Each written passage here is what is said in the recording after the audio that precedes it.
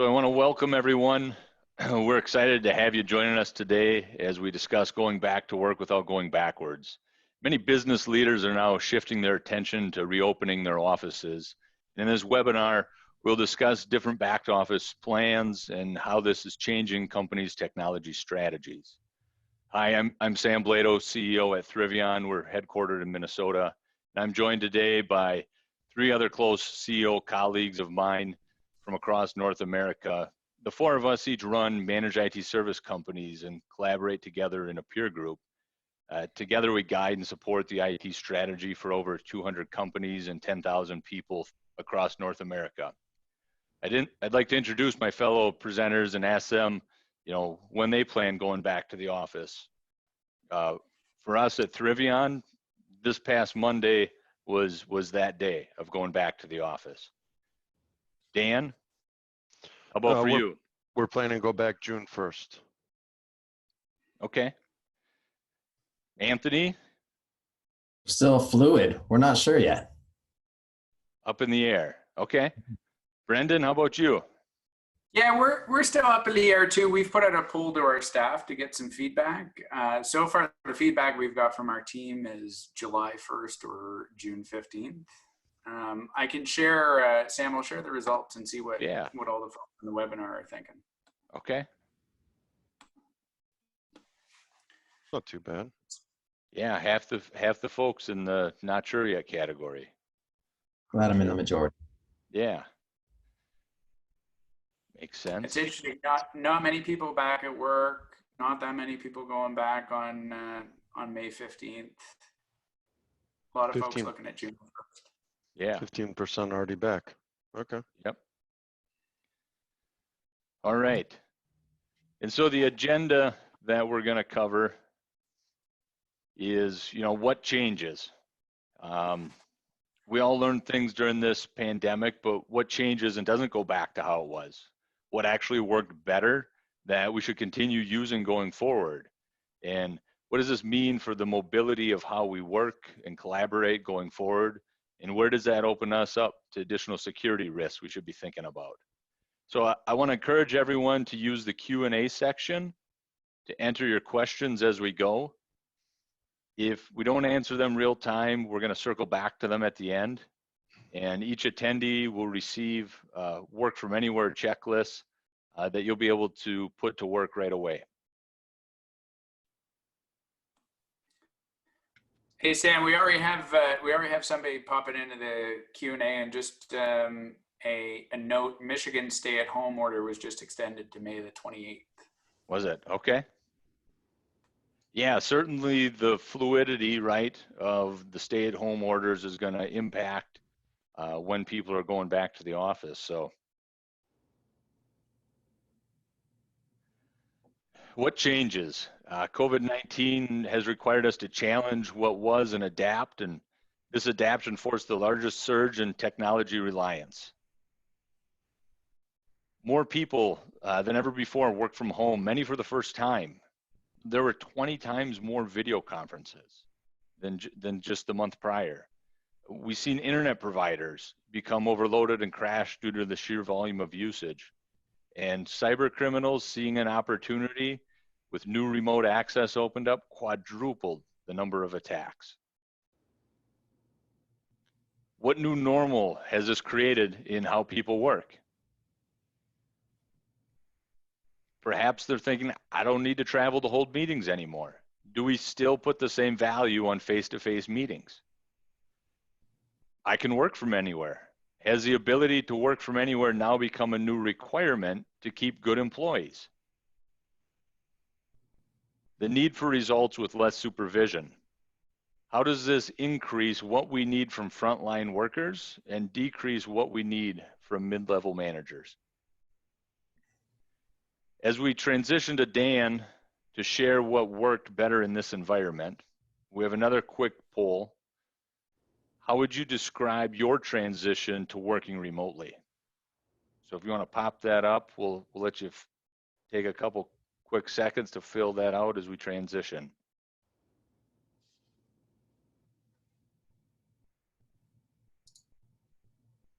Should be up on everybody's screen now.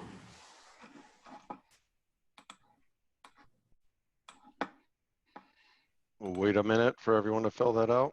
Sound good, Brendan? Yeah, I'll give you a bit of a sense. We're about 70% getting there. Yeah, I think we're good, Dan. Okay, perfect. Okay, let me bring this up here. So the part I'm gonna cover, as we've talked about here, is back to work without going backwards. As Sam already covered, I'm the CEO of PC Miracles, located in Pontiac, Michigan, and we've been around since 1994. In what areas did our company execute better, which we plan to keep doing? So we wanted to experience share some of the things that worked well for our company. We had to move quickly, like everyone that's on this call, and some of those things we implemented, we're going to continue to keep in place. So I wanted to share those today.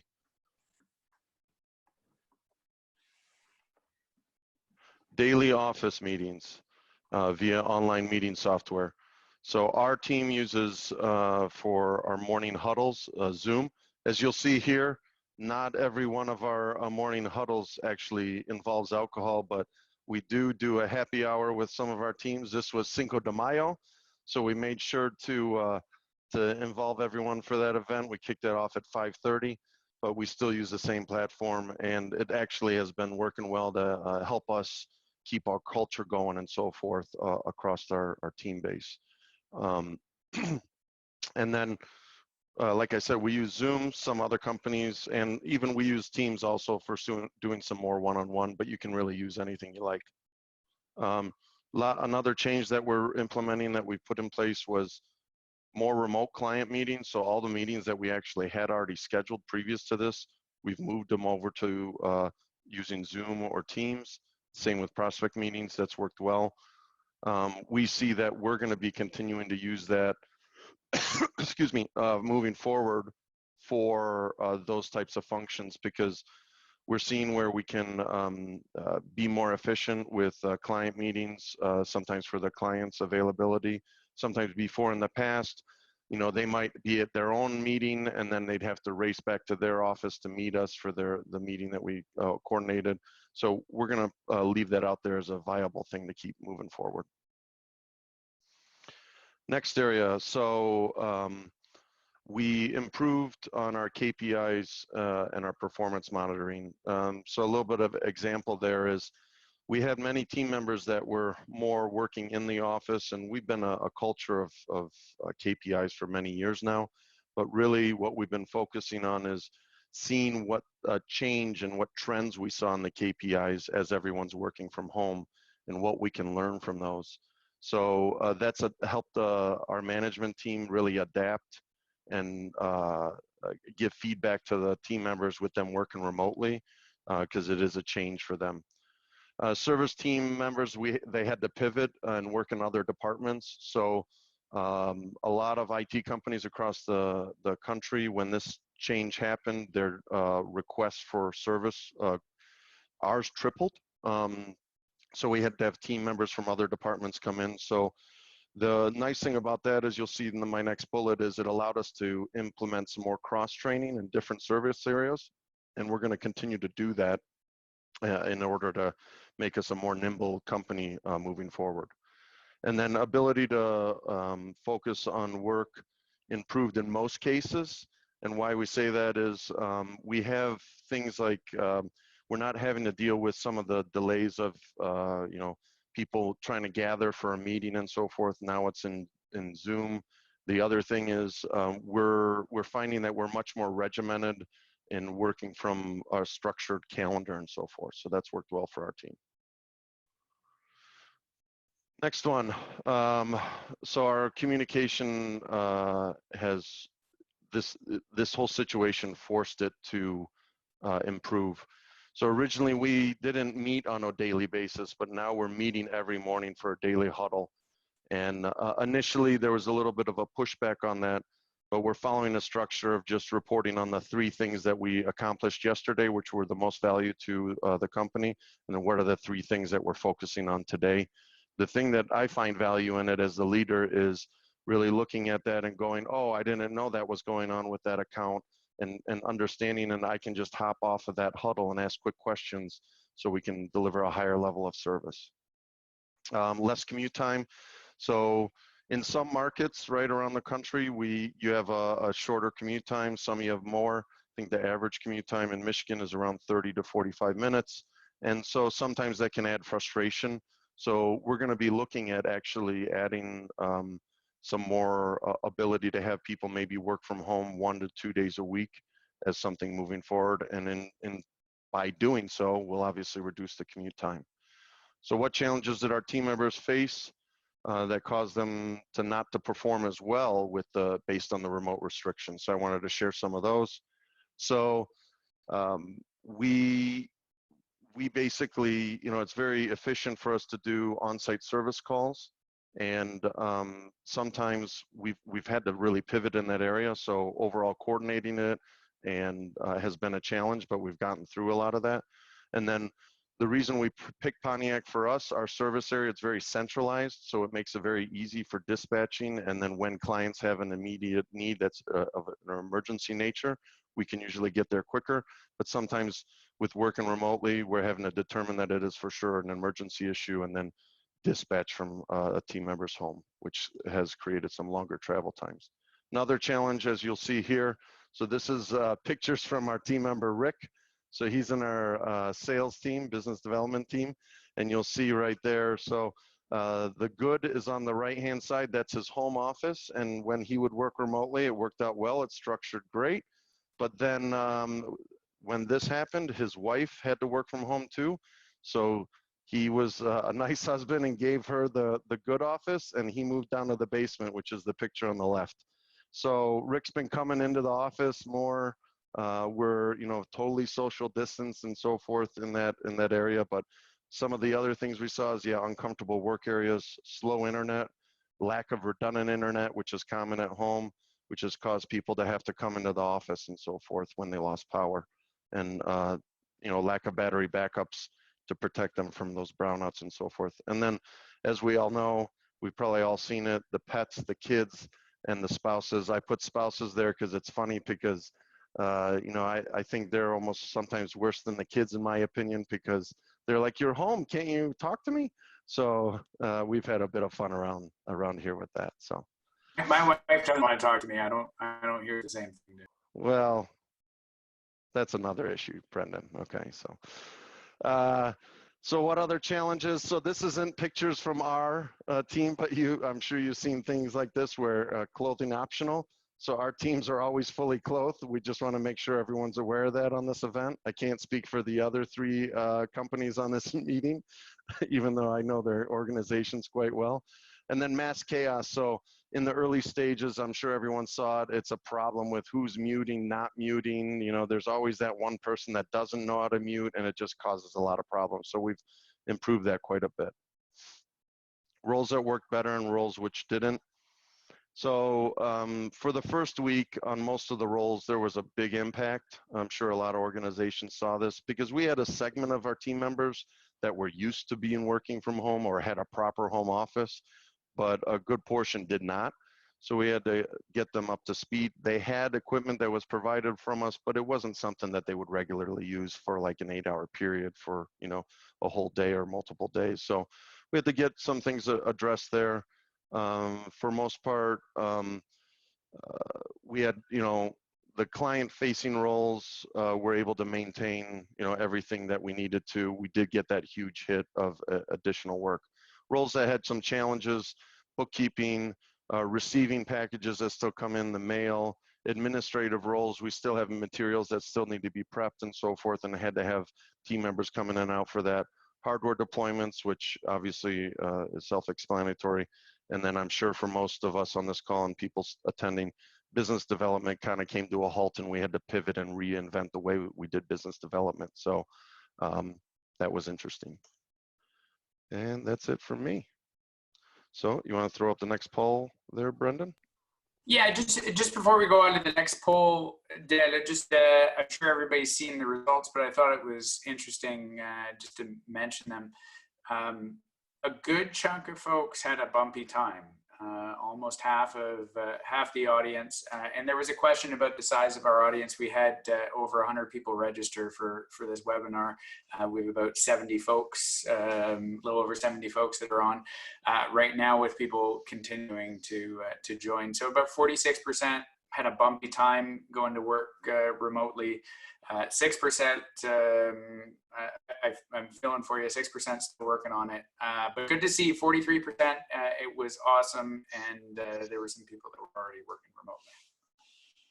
That's good to hear.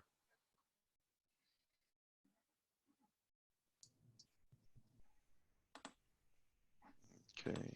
Dan, and I'd share one thing, you know, as we were back at the office this week, we went back to meeting in more of a traditional setting instead of video conference. And that's one thing we're going to keep. We're going to go back to, even when we're all in the office, using video conference. So we're all up on the screen, we're seeing each other's faces. Felt like we got a lot more engagement. Our meetings ran better. And so that's one of the things that we're going to look to do and be intentional about, among others. Yeah, I agree with you. Yeah, we're going to do quite a bit more, even if we're in the same office. We find it a little bit more efficient, and, you know, not having to worry about, hey, I forgot my coffee, right? That type of stuff. Yeah, so that's so there's a new, go ahead, Tony. You were mentioning there's a new poll, please. Yeah, there's a new poll to see how many people have returned to the office plan. So how many people have started developing it? We have about 70% of people that have answered so far. It's looking like a lot of people have this on their mind.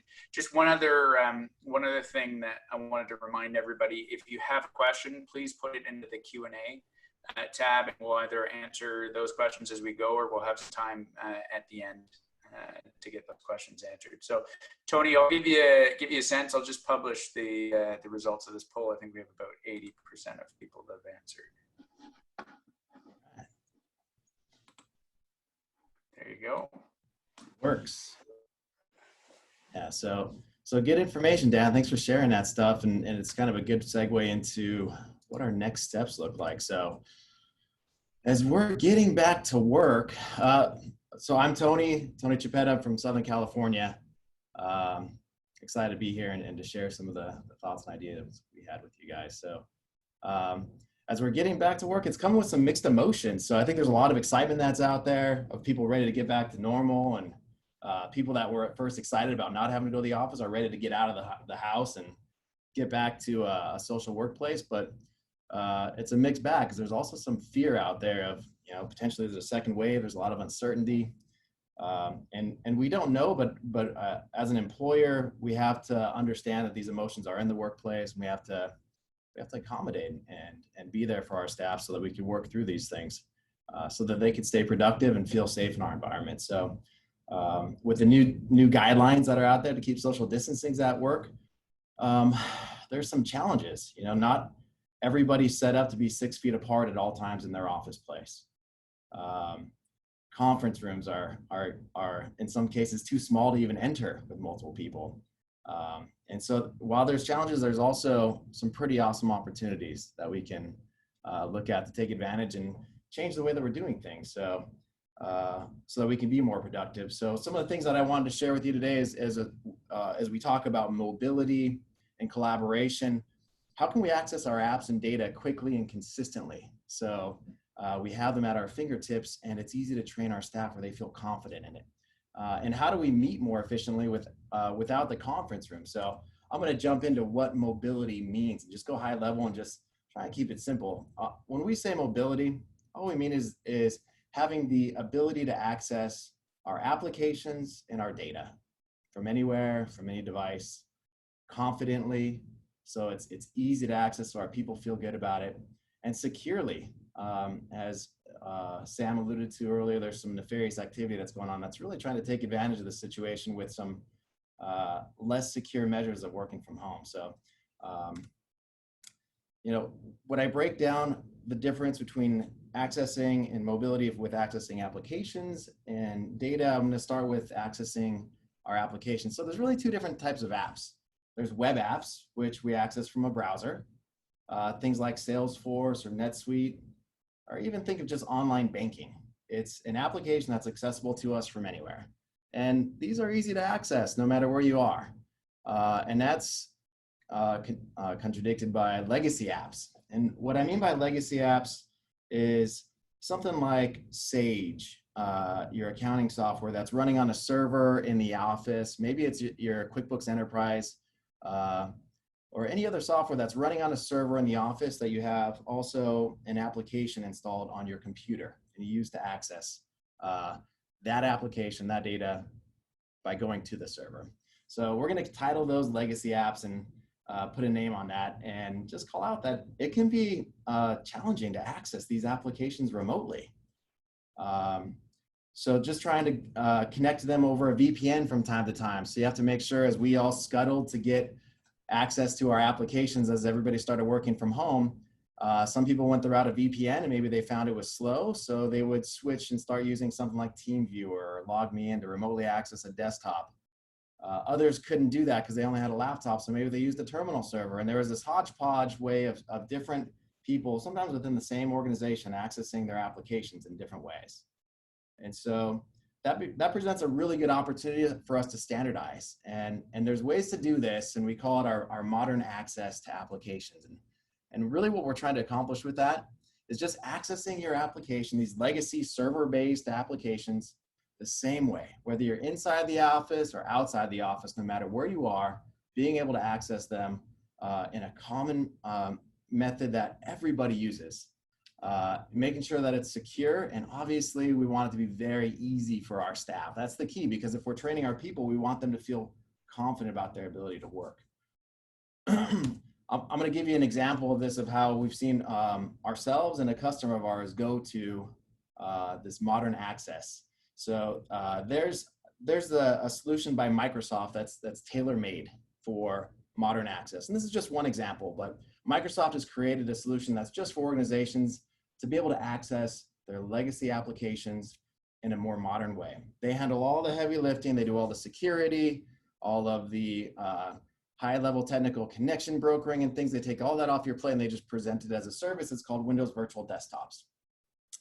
We had a client, they're in the insurance industry. They had a legacy app, and they had a bunch of servers that were just, their purpose was to run and support this application. That's all they did.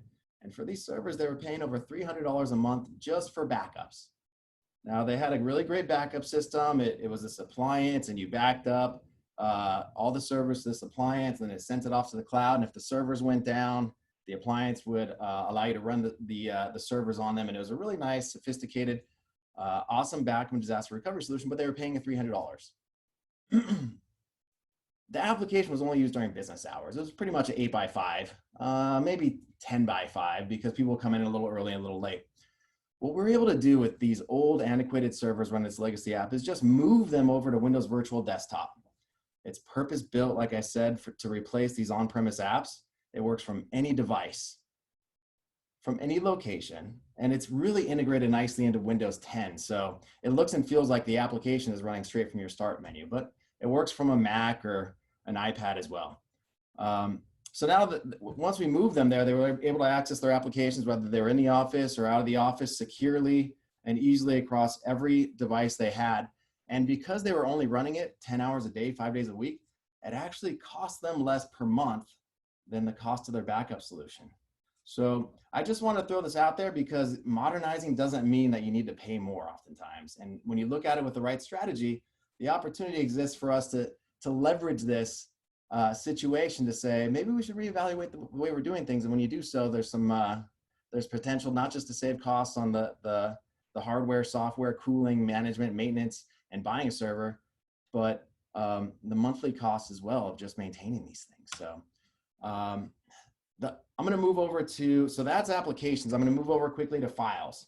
For the past 20 years or so, we've had file servers in our office, and if we need access to the files, we have to VPN in to get access to them, or and use a VPN, which I don't know about you guys, but VPNs aren't always the easiest for everybody in our organization to know how to use.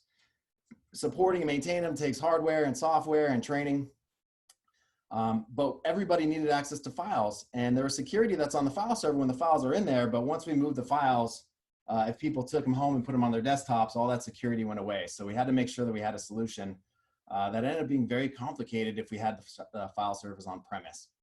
What we ended up doing is just taking advantage of a modern file sharing service. Examples of this are Microsoft Teams and SharePoint, Google Drive, Dropbox, Box. So there's a bunch of them that are out there. But by leveraging these, we completely eliminated the need for us to connect into the office, and we unchained ourselves from this server that's located in an office place that needs to be on and maintained, which isn't always easy to do. If there's a power outage, everybody in the office stops working. Well, that all goes away by just moving our files to this file sharing, this modern file sharing service. It also introduced more and better security capabilities than we could ever do with our legacy applications. And this service, if you subscribe to Office 365 or Gmail, the service is included in your service.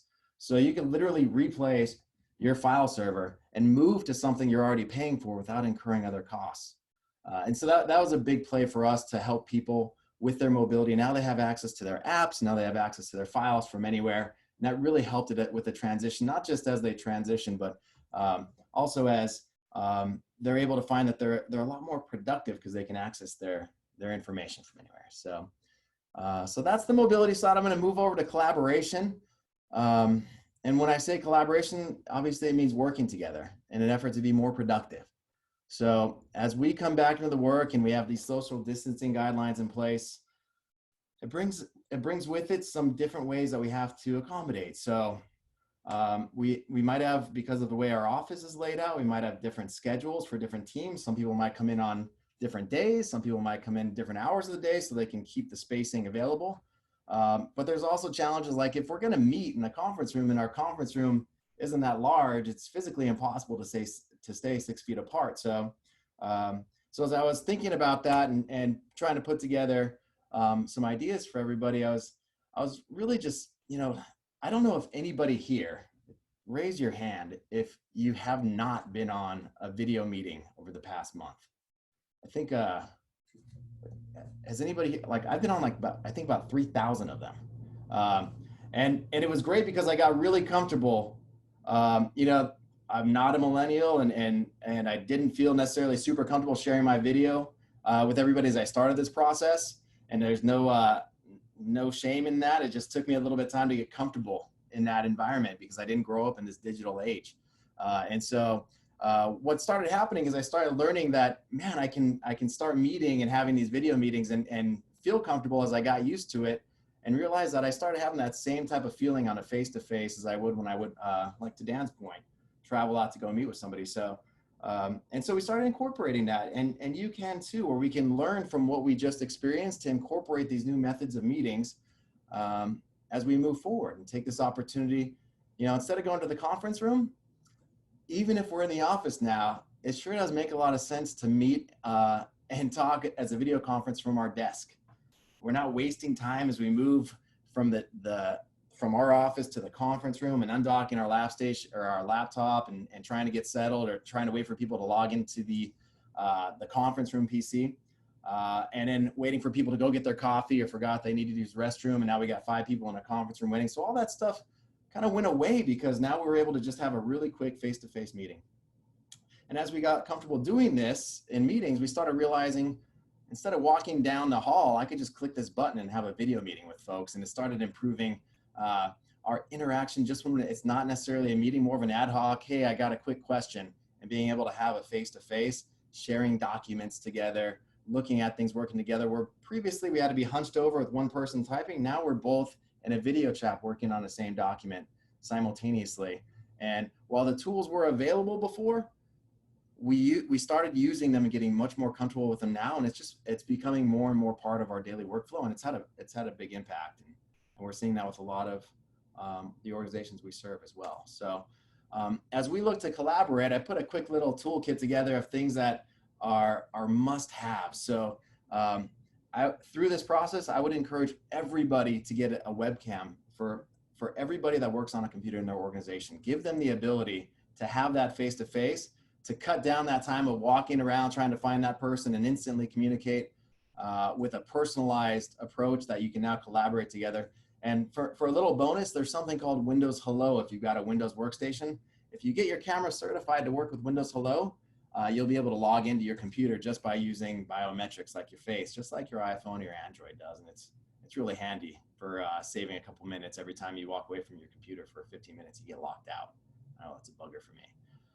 Getting a headset with noise canceling microphone is huge. So I'm homeschooling as well. And so it's really nice to have that microphone that cancels out the kids running around yelling like crazy when they're on their PE or break time. And if you're working from home, highly recommend a wired connection to your internet if possible. And also, if possible, like Dan was bringing up, having a door where you can close it in an office, if possible, so you could focus, goes a long way. That's about all I got, guys. I'm going to pass it back to Brendan and let you take the next poll. Thanks, Tony. That was fantastic. What Sam didn't mention about Tony's like the Teams whisperer in our group. He's been telling us for years that this Microsoft Teams thing is going to blow up and everybody's going to start using it. And so I'm sure we all found with our clients that people started to kind of dip their toe in the Teams water over the last bunch of months or year or two, and then all of a sudden this happened and everybody, like, Teams usage was going crazy. One of the questions that I saw my friend Arrow was asking about video calling. I think you answered that question, Tony. He was asking a little bit about Sam's comment and the idea that we'll just continue on doing video calling even though everybody's in the office. But maybe, Tony, you can just speak to how that's going to change IT strategy. Like, one of the things that we're talking about here is we're going back to work and we can't just have the same IT strategy that we had before, right? Yeah, and what I'm seeing and feeling is that these servers that we put on premise to support for the past 20 years, as we're changing how we work to be more mobile and we want to collaborate more, and the security landscape is changing, those servers become anchors that drag down our productivity. They don't have the collaboration capabilities. They don't have the mobility capabilities as some of these new modern cloud-based services that we don't have to maintain. And when we're not maintaining servers, we can put our time towards people and training them. I always say heartbeats, not hardware. We want to focus on the people and help them to get more out of the technology they have. So it's opening people's eyes, and it's actually a really good thing. Awesome. I just thrown up I put up a poll.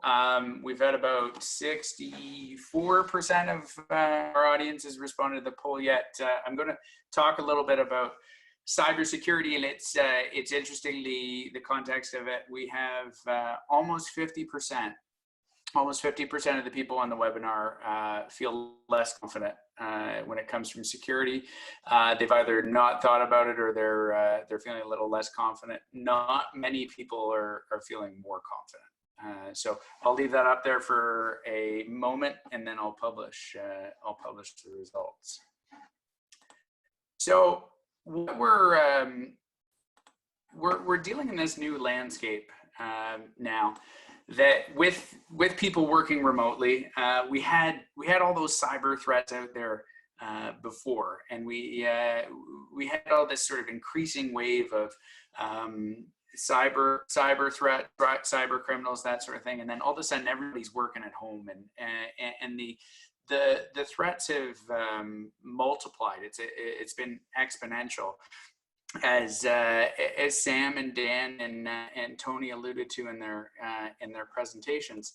So where I always start from this is from the perspective of, we have to understand that cybercrime is a $3 trillion industry. It rivals some of the biggest industries in North America. And we used to have this situation where we thought it was a bunch of kids in their basement and they were hacking away and they were taking down websites and causing all sorts of mischief and stuff like that. But cybercrime is now migrated. These are organization. This is organized crime. This is big money. This is state-sponsored type of stuff. And what we've seen with COVID is it's intensified. And the other thing that's changed over the last couple of years is we have these big organizations, Microsoft, Google, Amazon. They've created this great AI technology. and AI, machine learning, and it's a super powerful technology. And they've, as Microsoft puts it, they've democratized it so that any business can take this great technology and they can use it in their business and do fantastic things. Well, so as all these businesses are using this automation and using this powerful technology, all the cyber criminals are using that same powerful technology as well. So they're able to scale their operations. They're able to do all sorts of things on an automated basis that make it really difficult for us to keep up. So we all know yesterday's landscape. We used to all work in an office building in an office. We were protected by a corporate firewall. It was a very controlled kind of environment. It was pretty simple, right? Then we went to all these cloud-based applications. And then COVID hit. So instead of some people working from home, now we have tons and tons of people working from home and they're accessing all these different applications, cloud-based applications, social media, different things. Whether you're using a VPN or not using a VPN, it's really added a layer of complexity and a concern. And then you take this situation where kids aren't at school anymore, right? And as Tony mentioned, I have the same thing. I'd be on a video call and my 6-year-old all of a sudden walks in and wants to like do something nice, like give me a hug or wants a treat or something like that. And so you think about what that does to the threat level or the risk level. Everybody has bad days in a normal working environment, but when you have your kids interrupting you and you have all these distractions and your pet bird or your dog or your whatever, and then it threw you off. So the chance of clicking on one of those links that you might not have clicked on before is even higher because we're in a distracted user base. And we all know that the user is our biggest vulnerability, right? Our staff, they're our biggest vulnerability. And that's what all these cyber criminals prey on. So they're enterprising. They ended up coming up with all sorts of scams as soon as COVID hit. Like if people are clicking on COVID maps, looking at infection rates, and they're getting malware installed on their computers. There's all these spoofed websites. There's fraudsters phoning around and saying, I'm calling to report a positive test. Give me your banking information. And they're doing all sorts of stuff. And then the phishing attacks are going insane, right? We're getting all these different ways of phishing and getting people to click on links. And then I'm sure people are familiar with what's now called whaling, where they're going after higher value targets in an organization. Here's an example I just wanted to pop up. One of the most common things is the gift card scam. And most people, I was talking to a tech group, it's called Vistage in the States. And when I asked the question to this group of 15 CEOs, I said, how many people have heard of the gift card scam? And tons of people have seen this scam where it looks like Sally's the CEO and she sends an email to Joe and says, hey, do you have a minute? And this is all done through that AI technology and back and forth. And Joe says, what's up? And Sally says, hey, I need you to get these gift cards. I don't have time. I need you to go out buy these gift cards. Don't worry, I'll pay you back. And it looks like it's coming from Sally's email, but in actual fact, it's spoofing. It's not coming. It's impersonating the CEO of this organization. So Joe ends up going out and buying these gift cards, sending them off to this email, which is actually a hacker. And it's a pretty low level scam, but they can make a few $100. And it's really easy because this the AI technology, what it'll do is it'll show Sally getting more and more frustrated the longer it takes. It's, Joe, come on, get it done. And then it leads to this getting done. Then you go to the sort of higher level stuff, which is the wire fraud type of stuff, where it's the CEO being impersonated. I told this story on another webinar I was on. CEO of a $200 million company, he had his email hacked, and this hacker was watching emails back and forth. And there was a supplier that said, yeah, send me a check for 77 grand. We need you to get up to speed. And then a couple hours later, an email came in with that same supplier with their signature. It looked legitimate, said, hey, because of COVID-19, we're now taking payments through bank transfer. Can you send the payment through to this bank, and here are the details. So the CEO flipped it over to his CFO. They sent $77,000 to this hacker, gone. And was a victim of wire fraud. And so this is a very kind of common thing that happens, and the emails going back and forth, and eventually you get the email that comes in and says, hey, please send it to this bank account with these bank details.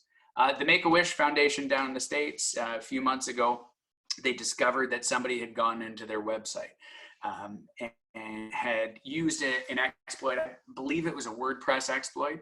And so every time somebody was going to the Make-A-Wish Foundation website, this enterprising hacker had actually was stealing computing power from every visitor to the website and using it to mine bitcoins. So can you imagine if you're this organization, you're this great charity that's looking to raise money, and every time somebody goes to your website, they want to donate money, you're actually stealing from them. And it took them months before they figured out this was happening. And this hacker made tons and tons of money just mining bitcoins, didn't have any cost because they were stealing computing power from all sorts of people's computers. Another example here that we're seeing, everybody I'm sure has heard of ransomware. It's been around for a long time. Lock up your computer, your files, and say, hey, you got to pay a bunch of money to recover it. Well, now there's not just ransomware out there. There are these organizations that are basically services for ransomware criminals. So if you want to be a ransomware criminal, you're just going to subscribe to this service. You don't have to have that much technical ability.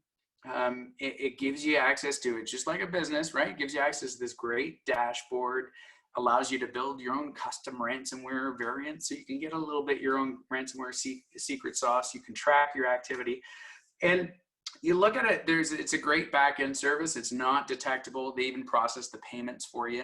And, we've got to have good customer service. So this organization has customer service 24/7. So if you're an enterprising hacker, you need that kind of live customer service. You call up and you can make sure that you're infecting thousands and thousands of people and making all sorts of money. So this is the kind of stuff that we're up against. And so we were up against this stuff before, but it's just going to continue to get more and more difficult. So a quick checklist I wanted to go through, and we'll follow up on this webinar, and we'll give a going back to work checklist. We'll send it around to everybody that's on here. But I looked through our list of the cybersecurity type of stuff, and I just wanted to point out, I guess I got 7 things on here which I think are the most critical. So at a very base level, there's tons and tons of stuff you can do to secure your environment, but these are the first things that I'd make sure that you have done. One is multi-factor authentication. So that story that I told you about that CEO whose email got hacked, his email got hacked because he ended up being phished, and he entered his email and his password on a website, which was not an Office 365 or a Microsoft website. If he had multi-factor authentication in place, or MFA, it would have stopped that hack. It would have saved him $77,000, would have saved the 5 days of just angst and anguish that they had that happened throughout the company. Anti-spoofing. You can set up your email system so that somebody can't impersonate you as the CEO or you as the CFO. It's a simple configuration change. Doesn't cost any money to do. You should be phishing your staff, training them. It's a great way to train, learn, get them up to speed. Another area, password keeper software. Something like a LastPass or a 1Password is great, because you find with everybody, but particularly with executives, we don't like remembering different passwords, right? So what do? We use the same password across a bunch of different applications and services. So what happened with this, one of the things that happened in the hack that I just talked about was the gentleman had the same password for his email as he did for his Dropbox account. And so the hacker also got into his Dropbox account. And when he was in the Dropbox account was all sorts of sensitive personal information, all sorts of sensitive company information about M&A deals and all sorts of stuff that was going on. And thankfully they caught it fast enough, but it was a huge, huge problem. Wire transfer process. It's still amazing to me how many people will allow wire transfers to happen with email authorization. You got to get rid of that. You got to look at security dongles from your bank, so that even if one of your staff has a bad day and they believe an email that's coming in, if it slips by your email security, you got to make sure that you have that verbal confirmation. Your backup should be ransomware proof. And the last thing I'll mention, the part that I wanted to leave you with, which is critically important, it's something all four of our companies that are on the call do and believe really strongly in. You got to have a proactive approach to this stuff. You can't set it and forget it. You can't buy a firewall and some antivirus and then say, hey, I'm good, I'm sorted out. You have to be looking at this stuff on a monthly, at least a monthly basis, on a very detailed, disciplined type of way. Somebody's got to be going through a checklist, got to be looking at this stuff and comparing best practices standards. Because I can give you this checklist. I can say to you, today, you should have these things in place. 6 months from now, this stuff's going to change, and it's constantly changing. And even you take the first thing on the checklist there, MFA, for example. It's very common for an IT person to go and implement this, but miss a couple users, or something's not configured. So if somebody's not checking on a monthly basis and looking, is there anybody that doesn't have MFA properly set up? Is the phishing training, is that catching people? Who are the people that we got to deal with? That sort of stuff should be happening on month after month after month, and not like kind of somebody takes an hour to look at it. Like, this is an entire day detailed, looking through logs, looking at firewalls, looking at settings, it needs a lot of time and a lot of energy and a lot of focus on it. And then when that person that's doing it, and we all have a bunch of clients on the phone, and I'm sure for my colleagues too, just like my clients, they all listen to our recommendations, and it's wonderful. But when you get those recommendations coming, take the time and try and understand them. I know we're technical people, we really understand stuff, but there's a reason we're making these recommendations, and it's not to make money, it's to protect you and to make sure that you're properly protected from all the threats that are out there. So I'll stop there, and I think we've still got some time left, and we can answer some questions. I think we might even have one more poll to do. Sam, do we have any some questions that we wanted to answer? Yeah, we sure do. You know, one question that we have here is, how flexible or accommodating have we been for people who have been struggling with working from home? So who wants to take that one? Dan, do you want to take that one, and we can all kind of give a little bit of feedback on it? Yeah, I mean, initially we had to be very flexible on it because of some of the changes with the workflows and so forth. So I think really what's allowed us to make it so it's not been such an issue for many of our team members is really nailing down process and procedure, and really just talking to team members. And we do team surveys too to understand if there's any frustrations that we can help them with and so forth. So that's how we've handled it. I'm not sure, Brendan, how you have. I think it's very easy when you're running a company to just still focused on what you're expecting people to achieve, and just driving and saying you got to get stuff done. But what I've found is that importance of listening to people and understanding what's going on and understanding their situation. And I've been trying to force myself to take a little bit more time and understand, okay, so how many kids do you have at home? What are you doing for childcare? How old are they? What kind of online learning are they doing? How's that impacting your day? Do you have 2 monitors at home? Do you have the stuff that we were talking about? Do you have a room that you can go to work? When putting together our back to work plans, we're talking about these questions to people, just to understand, what's your working environment like at home. We're getting support requests in from all sorts of folks that are working from home, saying, hey, this application is not working, or I'm having this sort of issue, and it's coming back to the speed of their internet connection. So I think as employers, we've got to be able to ask all those questions and really kind of think through, what do people need to work from home properly? And if we can support that, all the better. Well said, well said. Looks like we have another one here. Tony, you want to take that one? Yeah, so I'll let you go ahead and cover it. All right, so Question is, so when you say that you're going to continue video calling when we return to work, does that mean that each staff member will call in from their workstations, even if they're located in the same suite? And I know that, doesn't that sound ridiculous? It's going to be more ridiculous when I say yes. The advantage of doing that, what we're finding is if we're calling from our desks, we can have documents and not only can we screen share, we could be working on things simultaneously and unlock a little bit more productivity along the way. So it's actually, as we see how much more we can do when we work on things together through this video calling and not just screen sharing, but collaboration technology, I'm reevaluating office space. Like I haven't been in our conference room in weeks.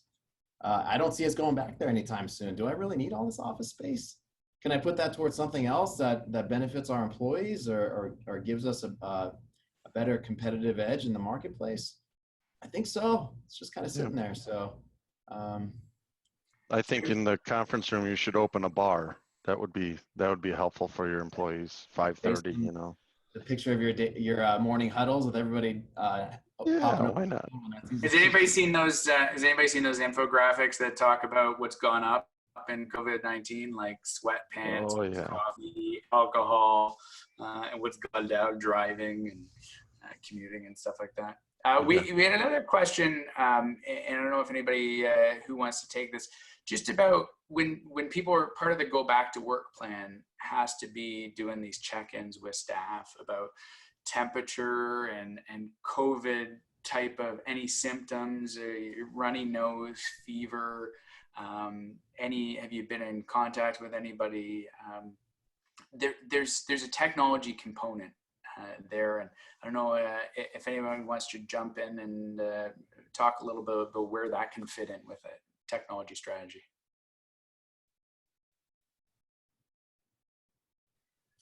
I'll take the non-technology part of that. One of the things I've noticed as I've been talking to our team members is everybody's head's in a different spot right now. We're kind of used to that in managing people prior to this, but boy, everybody has different things that were happening at home, that were happening with their families, that were happening with other friends, that it's all played a toll on them, that whether we're back at the office or not, I think we need to be mindful of, and we need to take into account that as we work to get the most out of people and in helping our clients each and every day. Brendan, did you have some pieces you thought of? Yeah, like there's something a friend of mine pointed out to me yesterday. There's some companies that are creating apps. And so part of your technology strategy can be, if you're coming in the office, you have a right, or you have a responsibility as an employer. Obviously we're not, none of us are lawyers, but you have a responsibility as an employer to keep your workplace safe. And there's folks that are developing these apps which will force people to answer these questions and say, okay, so what's your temperature today? Any cough, any sore throat, anything.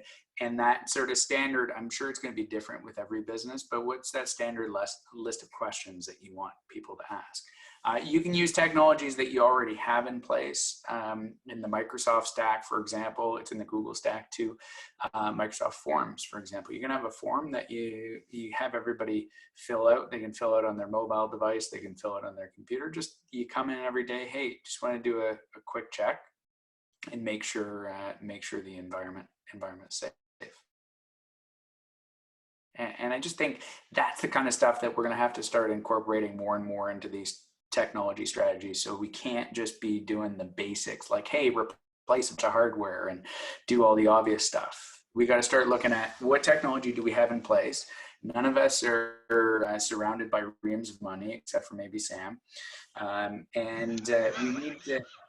We need to make sure that we're using the applications that we have. And the stuff that's available to us in a cost-effective way, so that we can do more and we can drive more performance out of the kind of technology that we're already spending money on. Well said. maybe we could do, I don't know if there's any final thoughts from any folks before we drop off. Dan, you have a final, I never let you get the last word, but maybe I know you don't. I know. So one of the nice things that for everyone that's attending that Brendan brought up was, you know, you're supposed to use multiple passwords across the board, but when you do MFA across all of those tools, you can use the same password. It makes it quite nice because it adds that layer of security in there. And for everyone on the call, it is the #1 thing that protects your email from people getting into it and so forth. So we've seen a lot of that over the past few months and so forth. And we've seen it influx across the clients reporting things that they're seeing. So if you're not doing it today, I recommend you get some good phishing training in there. That's really a very low cost item to start training your staff and get in place. That's worked well for many of our clients. Outside of that, just remember to keep the human part of this all going on. It's a transition for everyone. There's a lot of people that already didn't like their marriage and now they are together more and more, and now they have to consider, you know, things that are related to that. So let's just keep that in mind for our staff. I see all my friends here laughing at me, but you know, it's the truth. I'm not one of them. I know Brendan might be one of them. No, So not a chance. My wife and I love each other. Everyone on this call knows my wife very well. We get along great. So I'm just saying there's a human part of this. It's not all about tech. It's not all about how we're getting back to work. It's the transition of how we're going to get back to work and make sure our team members are feeling well. So I'll give it over to you, Mr. Tony. I'm going to keep it short. The purpose is to get back to work. So it's coming up on the hour. I'm going to let you guys get back to work. Sam? Perfect. Yeah, I would say as we do this and plan ahead, take some time to think about what worked well and apply that and make sure that we're being intentional about how we can be more productive in the day-to-day work and you know, seek guidance on your IT strategy and the role that should really be playing in helping this whole thing be a lot easier. Well said. Thank you. Before you go, Brendan, can you bring up the last poll for everyone? Sure. We had, so our goal here was to provide a whole lot of value, and it looks like the feedback that we received from everybody is that they found most people found that 75% or 100% of this was very valuable. So that's great. Good. Thank you. Thanks, everybody. And that energizes us. And what I'd like to ask for everyone on here, if you were one of the people that reported 25% or 50%, if you could let us know why, that would be really helpful, just so we can, and if there's something we could do a one-on-one to help you out, just let us know. Awesome. Have a good night, everybody. Everybody have a great day. Bye-bye. See ya.